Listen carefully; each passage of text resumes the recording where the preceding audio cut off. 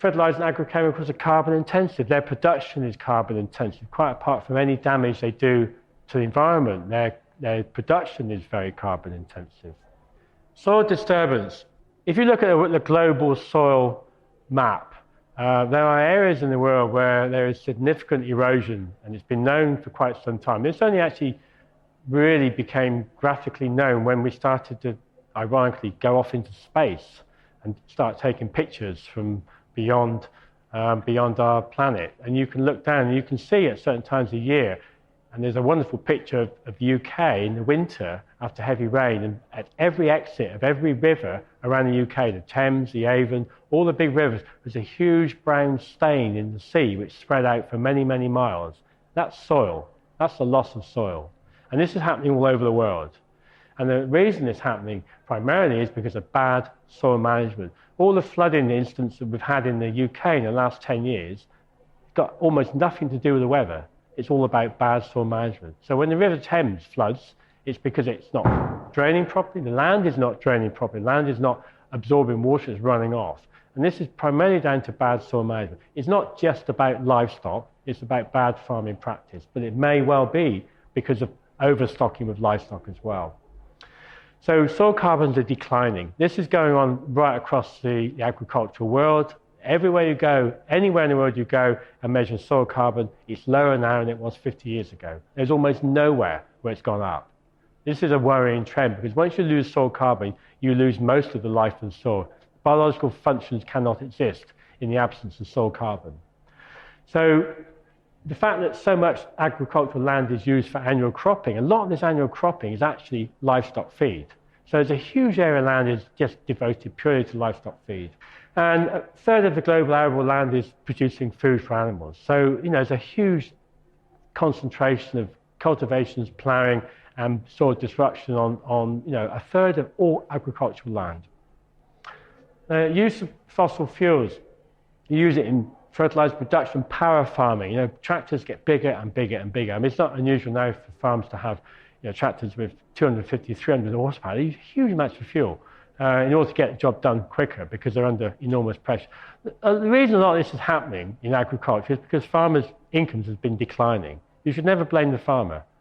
It's the consumer you need to really be pulling up because it's the consumer that drives the farmer.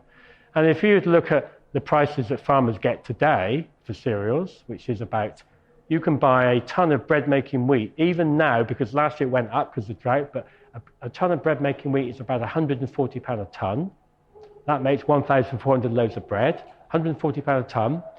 If you go back, when I started farming 42 years ago, it was £95 a ton. It's only gone up by about £40 in 44 years. You don't have to be an economist to understand the sums of that. The price of agriculture, the cost of farming has gone up, yet the value of that product has gone down. And why has it gone down? Because the public don't want to pay for food. We have the lowest payout in the whole of Europe on food. People in this country, it's average of 10%, less than 10% of their income goes on food. I mean, it's a tiny amount. But most people, you ask them about food, it's too expensive, we can't afford organic, that's 10, 15% dear. That's too expensive, And, this public perception that food is expensive is something which governments have pampered to for decades and generations. And the reason agriculture is in such a state is because people don't actually want to pay a realistic amount of money for food because they'd rather have holidays, cars, and all the other stuff that we enjoy. So you shouldn't really blame the farmer for this. It's not the farmer's fault. It's the consumer that drives everything. So soil is losing carbon. 82% of all the carbon in the atmosphere, in the biosphere, terrestrial biosphere, is in the soil. It's a huge amount. Forget about rainforests. Okay, they're important, but the main carbon sink is in the soil. So the potential for carbon capture is high. And, agriculture, because of the economics of agriculture, has missed this point completely. And so has science. They haven't really, they're inventing these machines to capture carbon. Well, actually, it's dead easy. All you've got to do is plant trees and look after your soil. Changes in land management. A lot of the CO2 comes from forest clearance. This has happened significantly over the last 50 years. If you look at, the way the Amazon has been cleared in the last 50 years is quite horrendous. And it hasn't slowed down. It's still going on. I mean, the publicity has slowed down, but it's still happening. Every year, a huge swathe of forest gets taken out for palm oil production, because palm oil is a big thing. It has a huge effect on the climate and soil carbon content. This picture of a tree, this is on the edge of one of my fields, and I've never used this picture before. And I thought, I need to put this picture in, because this is like the epitome of carbon capture. This tree is 350 years old. It was planted just after the last time we had a civil war. It's hollow. You can stand. My grandchildren go down there and they get in there, stand. It's a little fairy cavern. They can stand up in there. It's a wonderful place. It's full of biodiversity. It's got a huge amount of carbon caught up in that tree. Long term, it's been hundreds of years there. And it supports hundreds and thousands of different insects. This tree in the summer will be using 1,500 litres of water every day to support growth. You know, it's a phenomenal piece of work, it really is. And, you know, we're never going to have trees like this, because they live too long and we haven't got time to wait. But, you know, the integration of trees into agriculture and the replacement of trees has to become a priority. So, can stock-free agriculture save the world? Well, I don't know about saving the world. I think we need to go a long way to save the world, but we've got to start somewhere. And agriculture really has been the cause of so many problems, but also it offers a whole lot of solutions. You know, if we just change the way we manage land and change people's attitudes to food and land production, we have a potential for actually a really fantastic way of improving the environment and improving food production and improving people's health at the same time. Fertility birding, we don't use any fertilizers at all. We don't even use organic ones. We just don't buy them. We use nature's way of dealing with soil.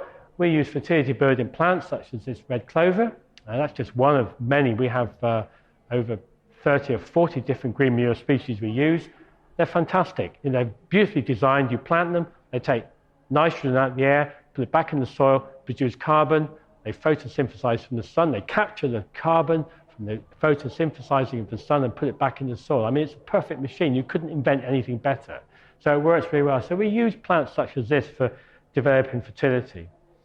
And this cycle of nitrogen, which you can get through photosynthesis, is only applicable to certain plants, it's legumes, but it depends on fungi and bacteria in the soil. If you put these clovers on a field that's been growing oilseed rape and barley for the last 50 years, it will not work. It will take years to work because there's no natural fungi, bacteria in the soil for this process to happen. So you need the health of the soil to make it work. You can make it work relatively quickly. I've worked with farmers who have converted from conventional to organic, and you know, within 3 or 4 years, you see huge changes in soil in terms of the improvement of the soil. It can be done in a relatively short period of time. But building carbon takes a long time. You can build nitrogen, you can build bacteria and fungi, but to replace carbon is almost a lifetime work. So fertility comes from within, and we use legumes, rotations, compost, round-meal wood chip. They're all inputs to the farm, but they're biological inputs. None of this has to come from anywhere other than farm. We can produce all this on the farm, apart from the seed for the green manures, which we could, in theory, produce on the farm, but economically it's not worth doing. We'd rather buy from somewhere else. So it's all possible within a farm environment. Doesn't matter whether the farm's 1 acre or 10,000 acres. You can do this on any scale. Right, taking the whole of nature into a farm. They are much more productive than the huge, big, arable prairies that we've ended up with in many parts of the world. And then the other possibility of agriculture, and this is a slightly controversial one, I know, is rewilding. Now, this is Scotland, and people look at that picture and they think, oh, isn't that beautiful? To me, it's a desert. You know, that's not beautiful at all. That's just a denuded, barren landscape. If you'd gone there 300 years ago, before the English cleared everybody off the land, put sheep there, it would be a matrix of trees, small little fields, and, you know, a vibrant community of people living there, you know, with an ecologically sound and balanced environment. Now it's just a complete wasteland.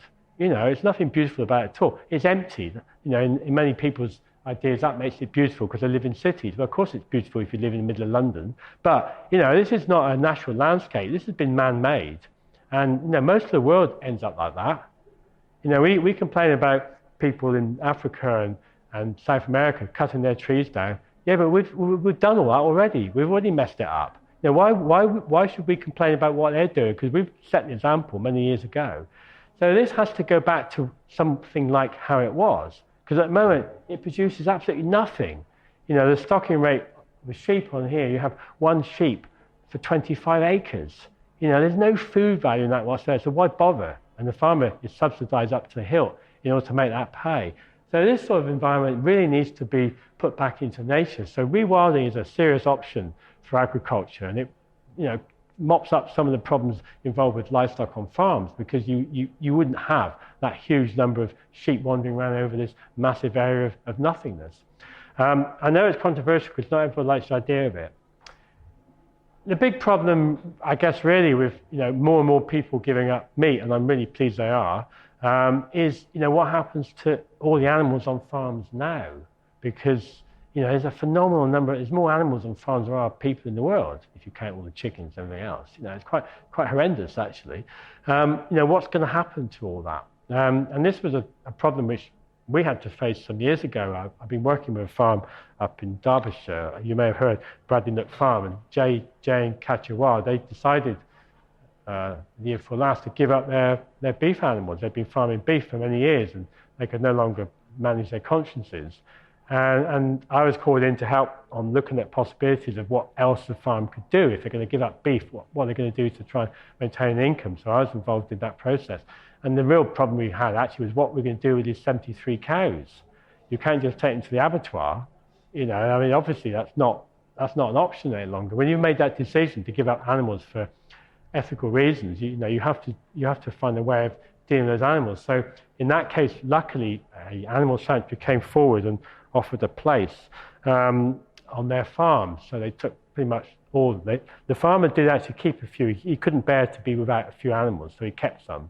Those animals will stay on that farm for the rest of their life. He won't breed from them, and neither will the animal sanctuary. They won't breed either. So one of the problems really is, agriculture continues breeding livestock to replace them, but that will stop. If production of meat goes down, and meat farmers are getting worried about this because they have seen a decline in demand over the last 2-3 years.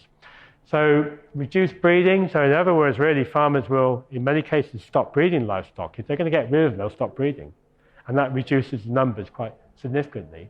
However, there will be a lot of animals to rehome. If, for argument's sake, 1/4 of the population UK became vegan in the next 25 years, that does have a huge impact, and that does involve a huge number of animals. And they have to go somewhere. They can't just go to the abattoir, so they would have to go be rehomed. So actually, there would still be a lot of animals around. So there'd still be a lot of farms farming animals just until they ran out of life. So if you take cows, for example, they can live for 30 or 40 years. This is a serious commitment. Somebody has to pay for that. You cannot home, a quarter of the UK's livestock for free. It's going to cost a lot of money to feed them. They have to be fed. There'll be a whole industry built up around feeding homed animals. This is something which has been a difficult issue for people to deal with in terms of what the practicalities are of a large-scale change to a vegan diet. And I'm all in favour of a large-scale change in people's diet. But I think if it happened overnight, it would be a disaster. This has to happen quite slowly. If everybody got out tomorrow and says, "Oh, we're going to be vegan," we're into serious problems. Forget about Brexit. This would be even bigger than that. So it needs to be thought through really carefully. There's always a case for livestock. We are a stock-free farm. We have no livestock at all, but there could be a possibility on a farm which could still be stock-free and vegan, where they actually house animals, look after them purely for environmental reasons, where you want grazing on hillsides to preserve certain diversity, or maybe within woodland management there's a case for livestock to be used as well. So we're not looking at a complete loss of all livestock from all farms. So the solution. I like to think that stock-free organic has led the way in some possibilities for the reinstatement of a proper agriculture which is much, much less dependent on livestock, because it's really the only way we need to go. And also in terms of making optimum use of all land, because land is often not well used. It's often